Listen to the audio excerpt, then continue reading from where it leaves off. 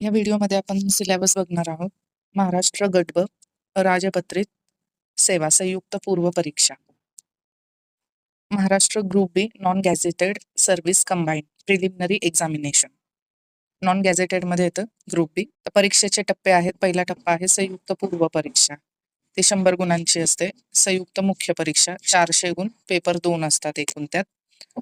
आणि शारीरिक चाचणी व मुलाखत तर ती असते केवळ पोलीस उपनिरीक्षक PSIचं जे पद आहे त्याच्यासाठी.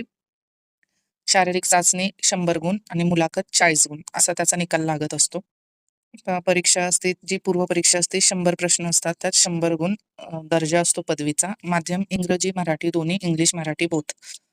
परीक्षेचा कालावधी टायमिंग दिलेलं असते 1 तासाचं. आणि प्रश्नपत्रिकेचे स्वरूप MCQ मल्टिपल चॉईस क्वेश्चन, वस्तुनिष्ठ बहुपर्यायी.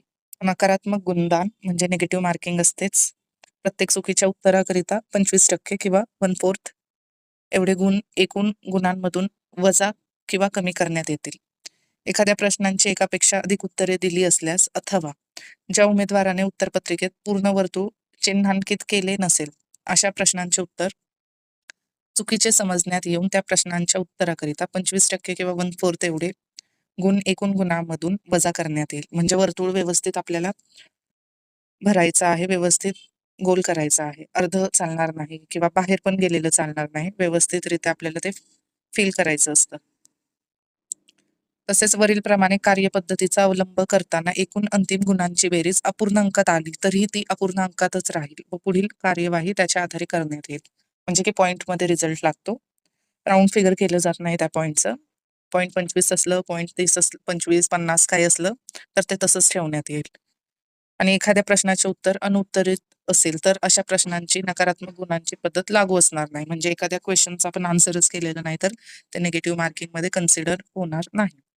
तर विषय असतात इतिहास, भूगोल, अर्थशास्त्र, चालू घडामोडी, राज्यशास्त्र, विज्ञान, अंकगणित, बुद्धिमत्ता चाचणी. इतिहासात असतो आधुनिक भारताचा विशेषतः महाराष्ट्राचा इतिहास. आधुनिक भारताचा इतिहास करायचा आहे महाराष्ट्राच्या संदर्भासह. भूगोलमध्ये महाराष्ट्राचा भूगोल असतो. पृथ्वी, जगातील विभाग, हवामान, अक्षांश, रेखांश, महाराष्ट्रातील जमिनीचे प्रकार, पर्जन्यमान, प्रमुख पिके, शहरे, नद्या, उद्योगधंदे इत्यादी.